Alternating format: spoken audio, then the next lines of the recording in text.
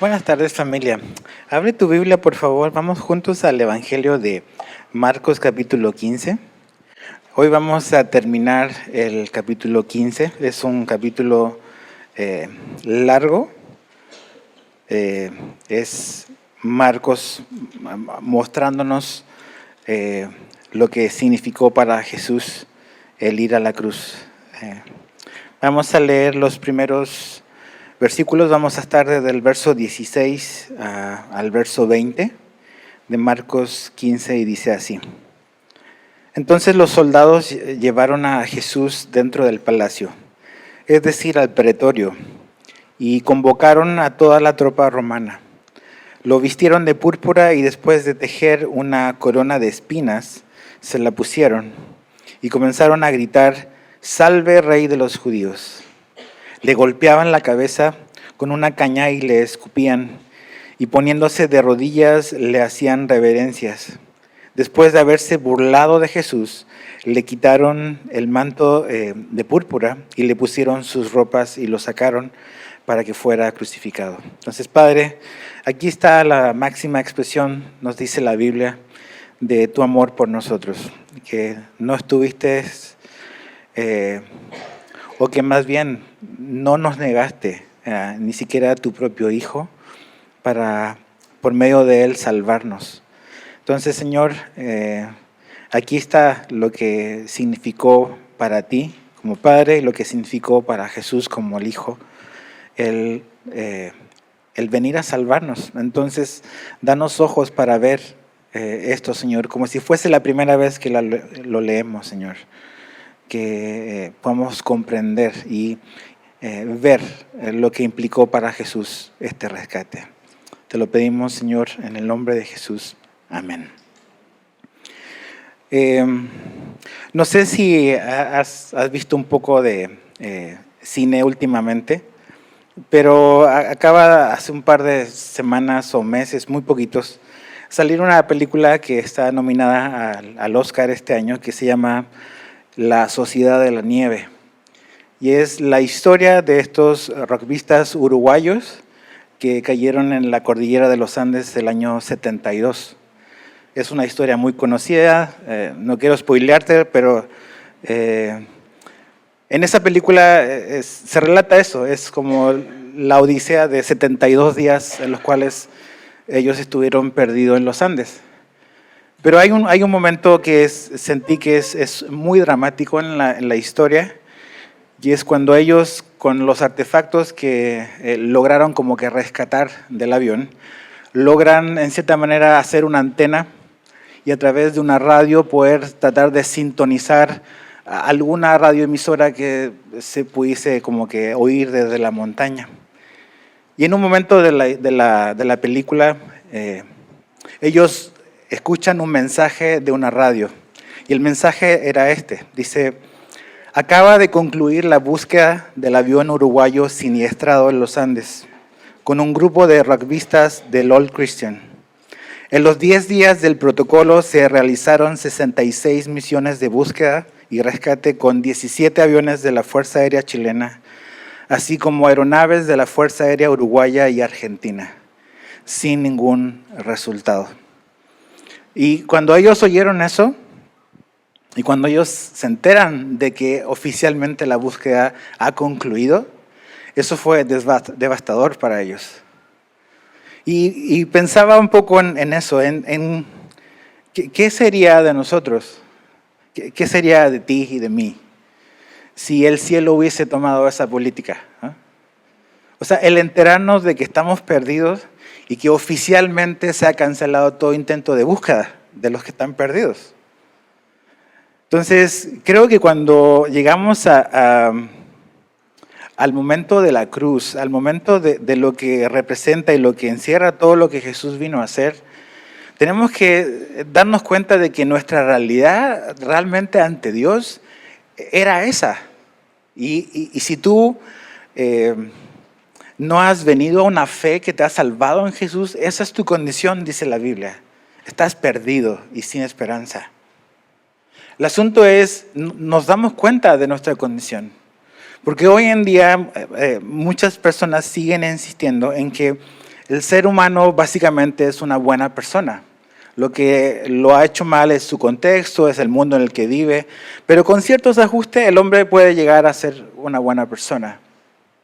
La Biblia nos dice lo contrario.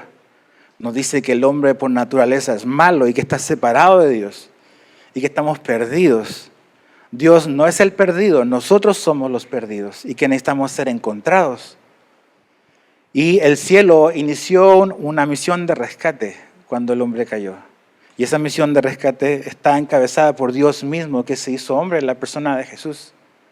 El cielo no nos abandonó y Dios ha estado buscando al hombre desde hace mucho tiempo para que pueda haber una reconciliación en esta separación que ocurrió. Entonces, llegamos a este momento de la cruz cuando Jesús ya ha sido condenado, ya ha sido legalmente e injustamente condenado por Pilato, que por querer agradar a la multitud, básicamente libera a este convicto Barrabás y lo suelta a él y condena a Jesús. Vemos ahí en el verso 15 que Pilato manda a azotar a Jesús también. Vemos los evangelios unos puestos al lado del otro y Pilato hizo esas cosas para, en cierta manera, los líderes religiosos como que cambiaran su opinión quizás al ver a Jesús como que castigado, pero no, insistieron y Pilato terminó condenando a Jesús y liberando a este delincuente, este rebelde llamado Barrabás. Ahora, esta escena de Jesús siendo castigado mediante el látigo ocurre en el pretorio. El pretorio era esta residencia del gobernador, la residencia del gobernador romano en la tierra de Judea. Era el lugar donde también hospedaban a las tropas romanas. Es en ese lugar, en algún punto en el patio del pretorio, que Jesús es básicamente azotado.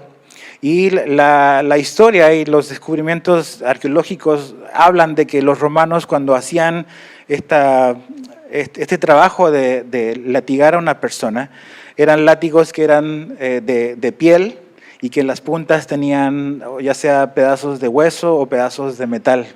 Entonces, cuando un soldado tiraba el látigo hacia la espalda de un convicto, no solamente el dolor de recibir el latigazo, sino también el dolor de cuando se retiraba esas cosas arrastraban pedazos de piel.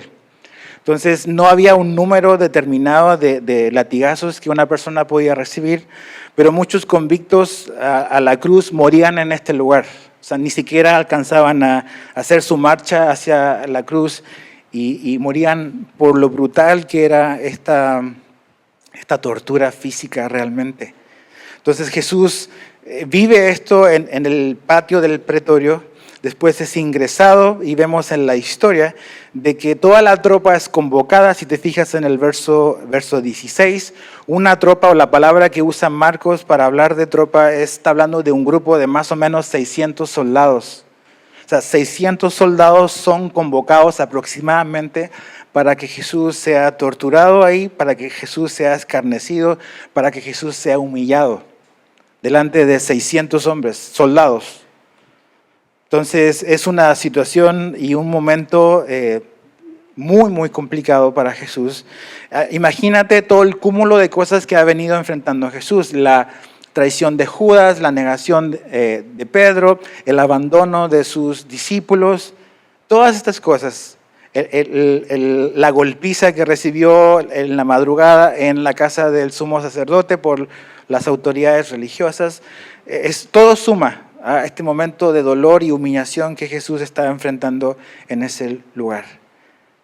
Dice el texto que Jesús fue básicamente escarnecido por estas tropas que lo vistieron de cierta manera, se están burlando de su título, que él es un rey. Es básicamente una humillación pública y grupal, muy, muy tremenda. Pero tenemos que entender que estas cosas que están sucediendo es la trayectoria que Dios nos mostró y nos muestra en la Biblia de que estas cosas iban a suceder. Isaías 53:3 habla de que Jesús o el Mesías iba a ser despreciado e iba a ser desechado por los hombres. Isaías 53:3 habla de que el Mesías es experto en dolores, experimentado en quebranto, que iba a ser básicamente escarnecido por sus enemigos. Eso es lo que está ocurriendo. Eso es lo que Dios dice que iba a ocurrir. Entonces todo está avanzando conforme a lo que Dios ha estado permitiendo y lo que Dios ha establecido para salvar a la humanidad. Entonces todo eso pasa ahí en el pretorio, la burla por las tropas. Jesús ya está condenado al Calvario, a la cruz.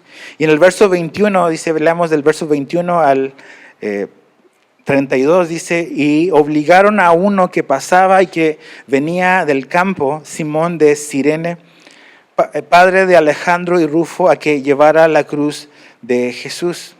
Lo llevaron al lugar llamado Gólgota, que traducido significa lugar de la calavera. Trataron de dar a Jesús vino mezclado con mirra, pero él no lo tomó.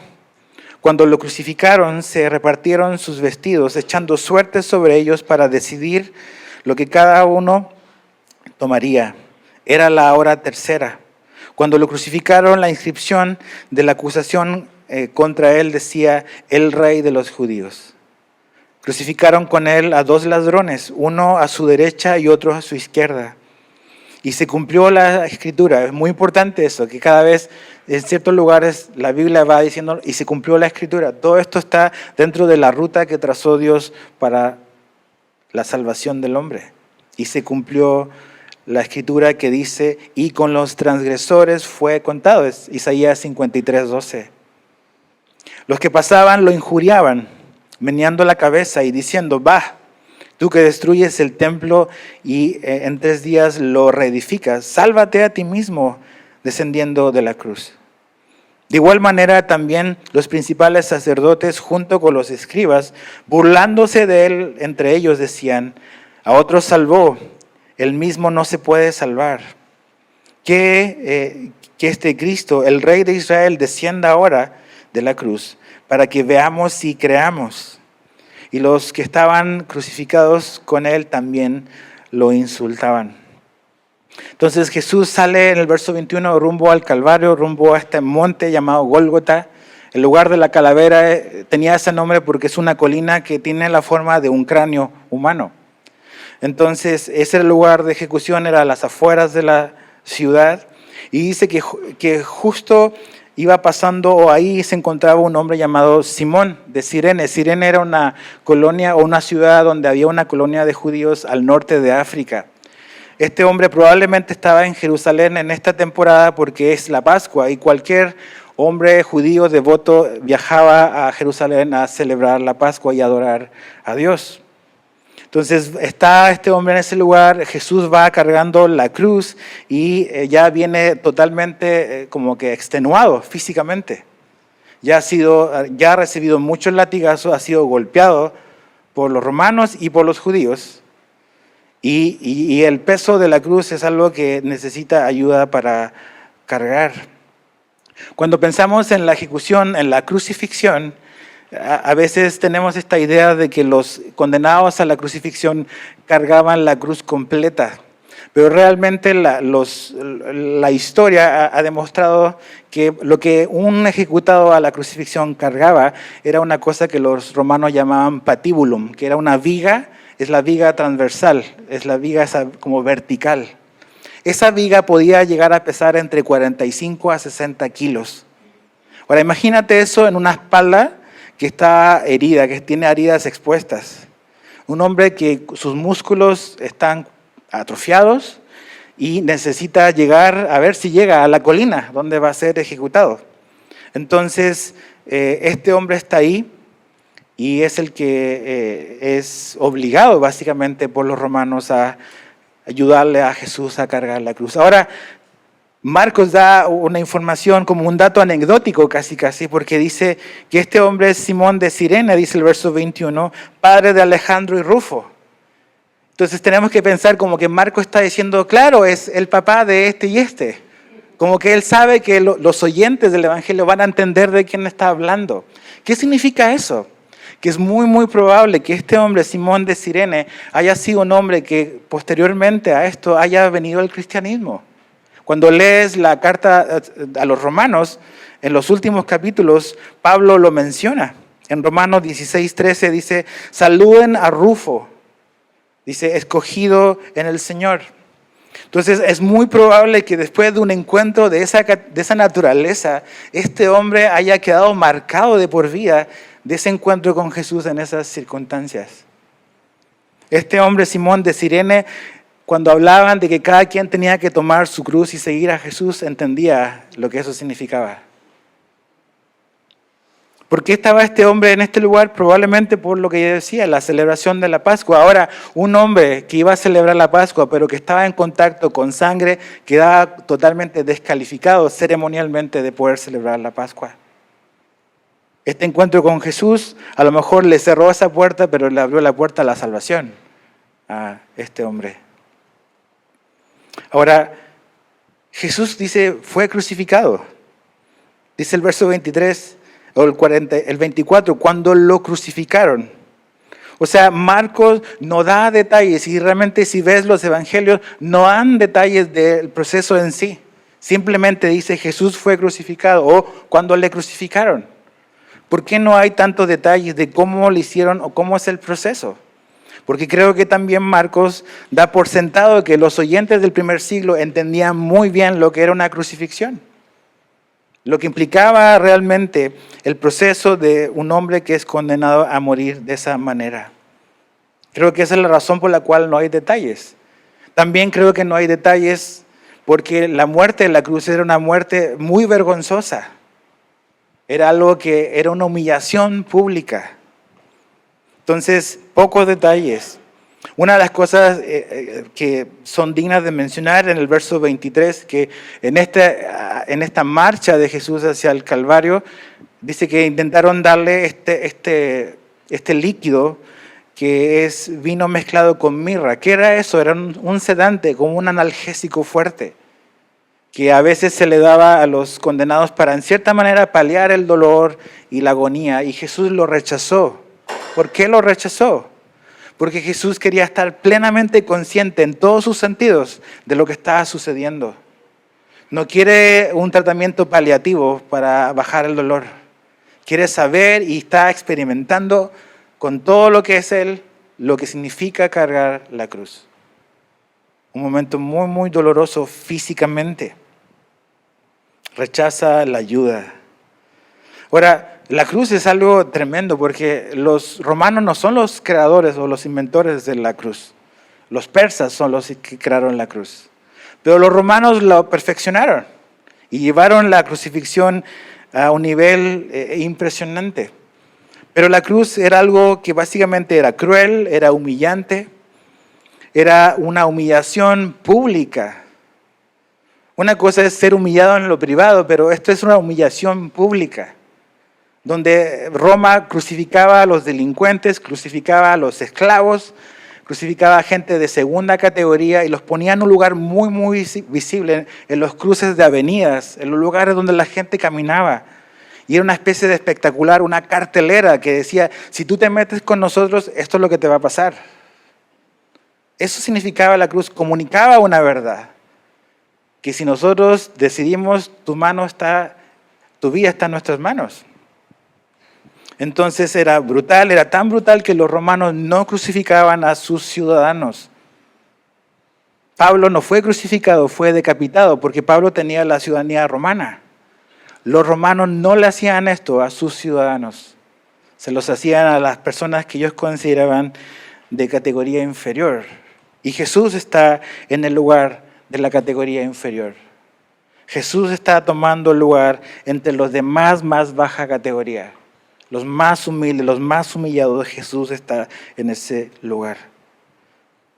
Los clavos que usaban los romanos se creen que tenían unos 15 centímetros de largo, 1 centímetro de diámetro. Eran cuadrados. Y en la cruz, el proceso, el procedimiento básicamente de un condenado era, cargaba el patíbulo y llegaba al lugar donde estaba el poste vertical, era puesto en el piso, se le clavaban las manos al patíbulo y era alzado A veces los condenados a muerte, cuando eran alzados, sus hombros eran dislocados por la fuerza. Y era fijado en la cruz y ahí era expuesto. Las muertes en la cruz eran largas, muy largas, a veces días. Pero Jesús no estuvo 6 horas ahí en la cruz. Entonces es brutal lo que está pasando. Cuando ves los números y como la cronología de los eventos, sabemos que Jesús fue crucificado a la hora tercera. Eso son las 9 de la mañana. A las 9 de la mañana Jesús fue crucificado. Lee los otros evangelios esta semana. Lee este evento de la crucifixión leyendo los otros evangelios. Y agrega todos los detalles que los evangelistas nos dan de este momento. Muchas cosas están sucediendo. No podemos verlas todas hoy. Pero vemos, si te fijas en los versos 22 al 32, que no solamente es este asunto de este dolor, sino es esta humillación. Humillación por quiénes, por los que están mirando este espectáculo, para ellos. Están ahí líderes religiosos, hay soldados romanos, están mujeres que han venido siguiendo a Jesús, está María, la mamá de Jesús, y también sabemos de que está Juan en ese lugar. Durante la cruz Jesús pudo comunicarse 7 veces, no son discursos, son palabras muy medidas, muy cortas, a través de las cuales Jesús como que habló de lo que era importante para él en ese momento. Pero los espectadores, básicamente dice el verso 29, lo están injuriando. Los líderes religiosos se están burlando del verso 31. El verso 32, están menospreciando a Jesús, diciendo, ahora sí, si Él baja, ahora sí vamos a creer. Así como no. Todo lo que Jesús hizo y sigue con un corazón endurecido. Esa ruta es muy peligrosa. De rechazar vez tras vez, tras vez, tras vez la gracia de Dios y las evidencias que Jesús te da y decir, no. Llegas a un punto donde ya tu corazón está encallecido y ya no vas a poder creer. Así están estos hombres.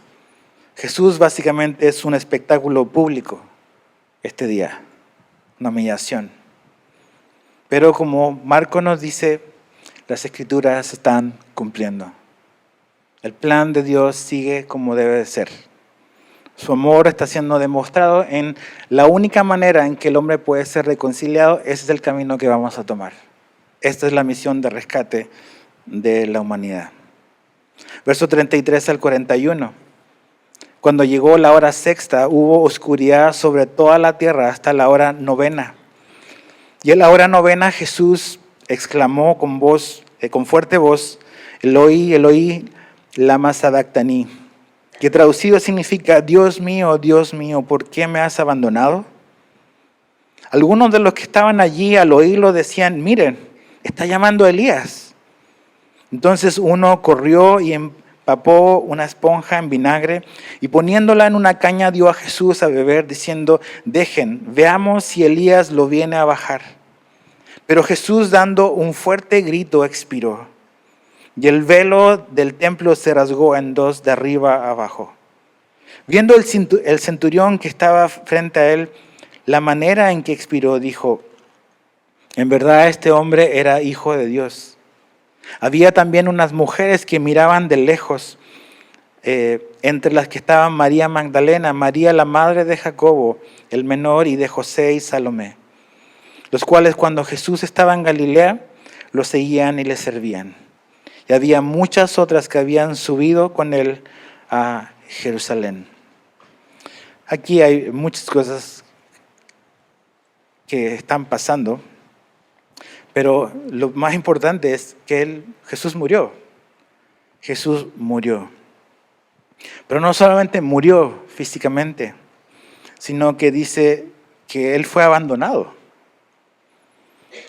Creo que eso siento que es como algo tan profundo, es un misterio, que creo que a este lado de la eternidad va a ser muy difícil comprenderlo.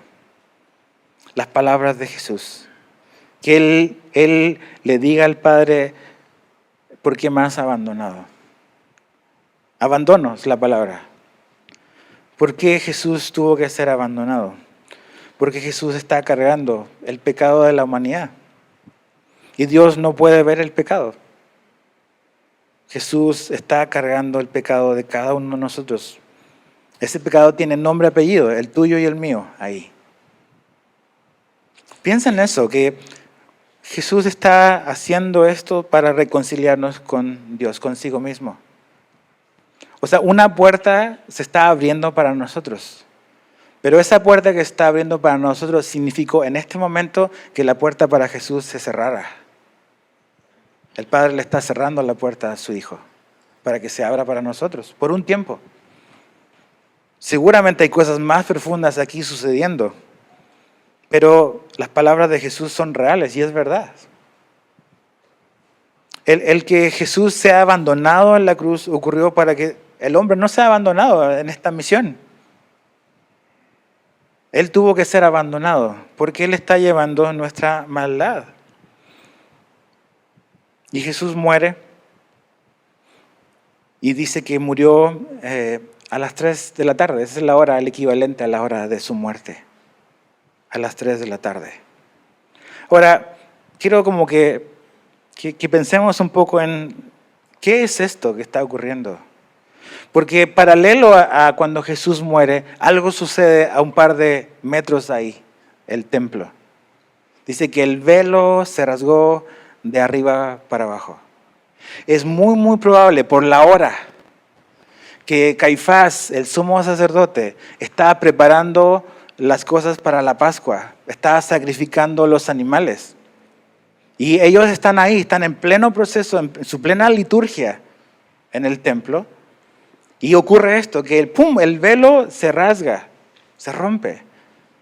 Es muy entendible por qué después en el libro de los Hechos dice que muchos sacerdotes creyeron en Jesús. Muchos. De esos hombres que estuvieron a lo mejor ese día ahí y vieron eso. Muchos vinieron a la fe. Pero este velo, dice que fue rasgado, significa y simboliza algo muy, muy importante que está sucediendo. Todos los hombres y todas las mujeres que iban a Jerusalén a celebrar la Pascua, iban a adorar a Dios. Y dentro del templo en Jerusalén habían diferentes patios, habían diferentes murallas, diferentes áreas, y dependiendo de quién tú eras, tenías los privilegios de acceso, básicamente. Había un patio para las mujeres, había un patio para los gentiles, para los que no eran judíos. Después podías ingresar a otros lugares privilegiados si eras un sacerdote. Pero había un lugar, el lugar más sagrado y más importante y más hermético, que era el lugar santísimo. Y ese lugar estaba dividido entre su interior y lo de afuera por el velo. Este velo que separaba este lugar era un velo que tenía el grosor de un puño, de 10 centímetros. Ese era un velo que ningún hombre podía romper así nada más. Súper grueso. Pero ese velo representaba algo, y es que la presencia de Dios era un lugar donde solamente un hombre podía entrar una vez al año, una vez por un breve momento. Ese día la Biblia llama el día de la expiación o el Yom Kippur, que has oído a lo mejor ese nombre. Ese es el día en que el sumo sacerdote entraba a este lugar donde la presencia de Dios se manifestaba una vez al año. Y este único hombre en toda la tierra podía entrar y adorar y presentar sacrificios por él y por su nación. Entonces, cuando Dios rompe este velo y lo rompe de arriba para abajo, Dios está diciendo, todos pueden mirar ahora para adentro. Todos pueden mirar. Y si quieres, todos pueden entrar. Ya no hay una separación. Ya no hay una separación. El pecado es lo que nos separa de Dios. Tu pecado es lo que te separa de Dios. Mi pecado es lo que me separaba de Dios. Había un mundo de distancia entre Él y nosotros. No podíamos acercarnos a Dios por más que quisiéramos, a menos que esta puerta se abriera de adentro hacia afuera. Volviendo un poco a la historia de los rugbyistas uruguayos perdidos en los Andes. Cuando dos de ellos logran bajar y andan buscando ayuda, andan perdidos. Cruzando el río, ven a un hombre, a un arriero chileno. Un arriero es un hombre que lleva ganado y lo mueve por la cordillera. Y uno de ellos agarra un papel y una piedra y escribe algo y se la avienta al otro lado del río para que él lo pueda leer. Y esto es lo que decía el papel. Vengo de un avión que cayó en las montañas. Soy uruguayo. Hace 10 días estamos caminando. Tengo un amigo herido arriba. En el avión quedan 14 personas heridas. Tenemos que salir rápido de aquí. No sabemos cómo. No tenemos comida. Estamos débiles. ¿Cuándo nos van a buscar arriba? Por favor, no podemos ni caminar. ¿Dónde estamos? Y pensaba en estas palabras y decía, eso es nuestra condición espiritual. Perdidos, no sabemos dónde estamos, no sabemos cómo le vamos a hacer. Estamos completamente perdidos con Dios. Pero Jesús vino a salvarnos. Jesús cruzó esa distancia para venir a rescatarnos y a salvarnos y a reconciliarnos y a llevarnos de vuelta con el Padre. Mira lo que escribe el libro de los Hebreos capítulo 6.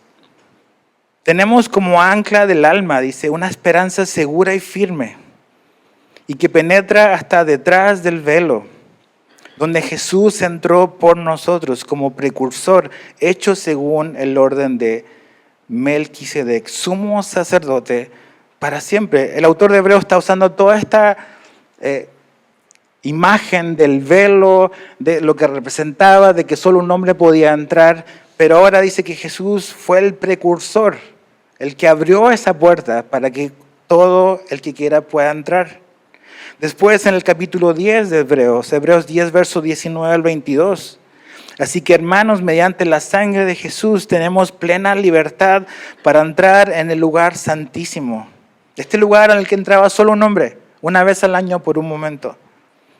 Por el camino nuevo, vivo que Él nos ha abierto a través de la cortina, es decir, a través de su cuerpo. Este velo representa el cuerpo de Jesús. Cuando el velo se rompe de arriba para abajo, eso simboliza que Cristo está siendo quebrantado. Y su muerte y su quebranto nos está abriendo la puerta para entrar y tener comunión con Dios. Dice, y tenemos, verso 21, además un gran sacerdote al frente de la familia de Dios. ¿Qué podemos hacer entonces? Acerquémonos. Dice, pues a Dios con corazón sincero y con plena seguridad que da la fe. Dice, interiormente purificados de una conciencia culpable y exteriormente lavados con agua pura. Podemos acercarnos. Jesús abrió la puerta para nosotros. Eso significó su muerte, pero Él abrió la puerta.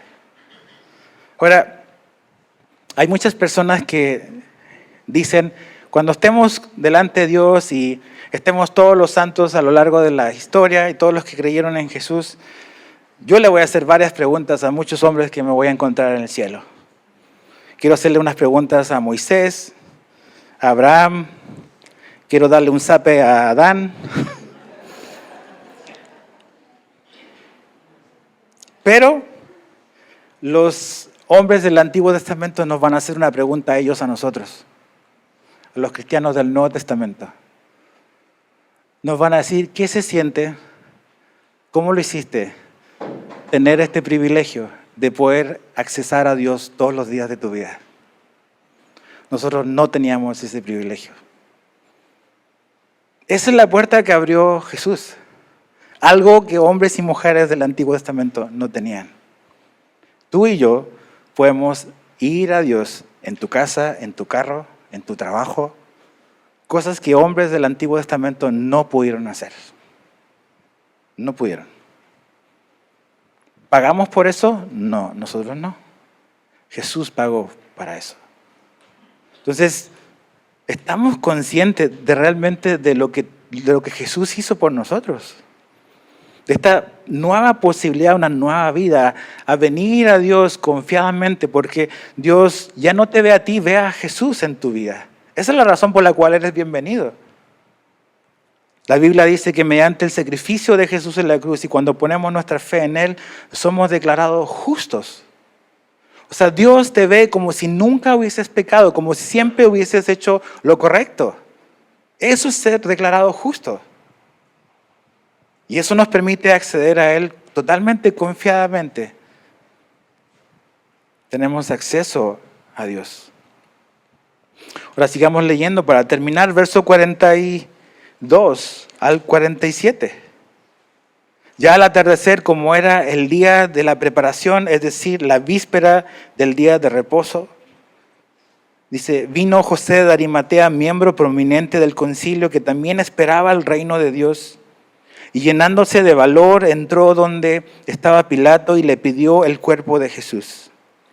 Pilato sorprendido, dice, de que ya hubiera muerto, y llamando al centurión le preguntó si ya estaba muerto. Y al comprobar esto por medio del centurión, le concedió el cuerpo a José, quien compró un lienzo de lino y bajando el cuerpo de la cruz, lo envolvió en el lienzo del lino y lo puso en un sepulcro que había sido excavado en la roca e hizo rodar una piedra a la entrada del sepulcro. Y María Magdalena y María, la madre de José, miraban para saber dónde lo ponían. Esto es muy importante, puede sonar como un detalle innecesario, pero algo que dice aquí que es muy relevante es que la muerte de Jesús fue oficialmente confirmada por Pilato. Ahora tú dices, es obvio. Sí, es obvio, pero ¿por qué Marcos pone esto? Porque a lo largo de la historia, el rumor sobre la resurrección de Jesús, porque el domingo viene, es que Jesús realmente no murió. Y que realmente Él se durmió y que estuvo así. Pero el hecho que los evangelistas nos digan que la muerte de Jesús fue algo que fue confirmado por la autoridad como que política de su tiempo es algo muy importante. Jesús literalmente murió físicamente y fue confirmado y le dieron el acta de defunción, por decirlo de una manera, de que legal y oficialmente Jesús estaba muerto. Y no solamente que Él murió, sino que fue colocado en un lugar ahí muy cerca del Monte de la Calavera. Todos sabían dónde estaba. No era un lugar ahí en el monte perdido, quién sabe dónde. Eso es muy importante en el relato porque va a ser importante a partir del domingo. Que efectivamente Él murió en verdad. Ahora, algo importante aquí son este hombre que aparece, que en realidad cuando pones los otros evangelios te vas a descubrir que son dos hombres los que van con Pilato. Es José de Arimatea y también Nicodemo. Estos hombres, ambos de ellos eran hombres prominentes, eran miembros de este concilio que condenó a Jesús, obviamente ellos en contra, pero eran de los 71 hombres más importantes de Israel. Y José de Arimatea, un hombre rico, un hombre que esta tumba le pertenece a él y a su familia, que no ha sido usada, va a ser empleada para que el cuerpo de Cristo pueda descansar ahí. Entonces, Juan 19 dice que José de Arimatea tenía una peculiaridad, y era que era un discípulo secreto de Jesús. Era de la secreta, como algunos. Pero ¿sabes qué? No puedes ser de la secreta toda tu vida. En algún momento vas a tener que hacer pública tu fe. Creo que nuestra fe y la fe en Jesús es algo personal, pero algunos interpretan eso que personal es lo mismo que sea privado, y no es lo mismo. Nuestra fe es personal en Jesús, pero nuestra fe es pública. O sea, vivimos nuestra fe y seguimos a Jesús donde quiera que estemos. Pero este hombre por mucho tiempo había estado en lo oculto, porque tenía miedo probablemente del lugar de donde él era miembro.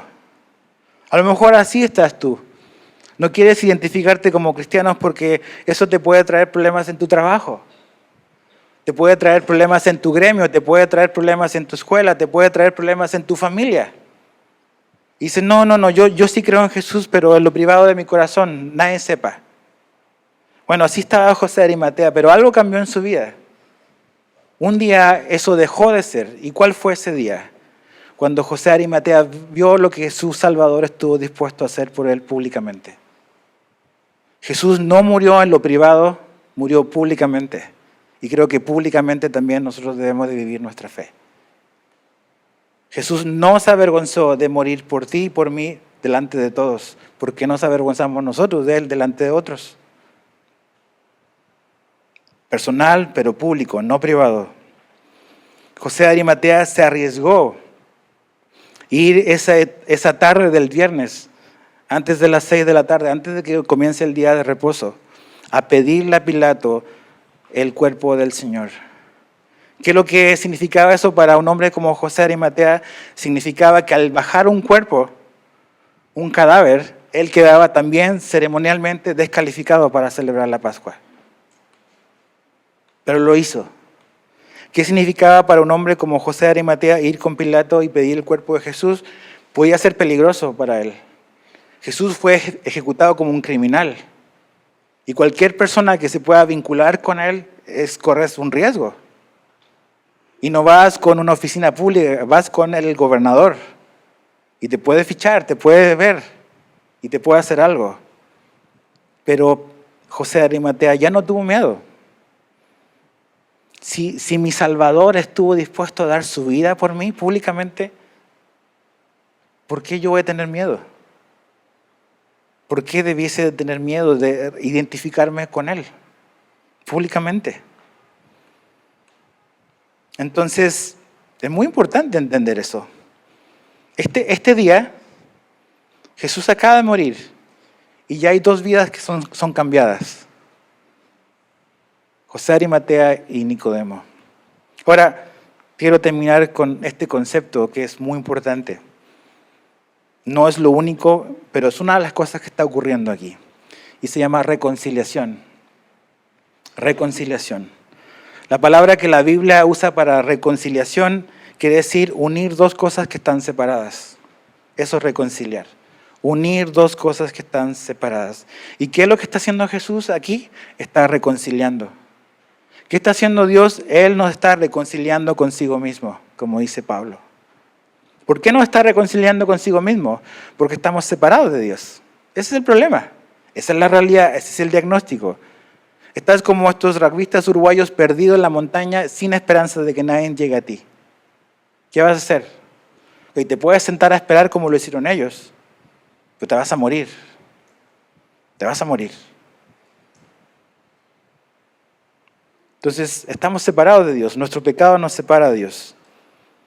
Romanos 1:18 dice, porque la ira de Dios se revela desde el cielo contra toda impiedad e injusticia de los hombres.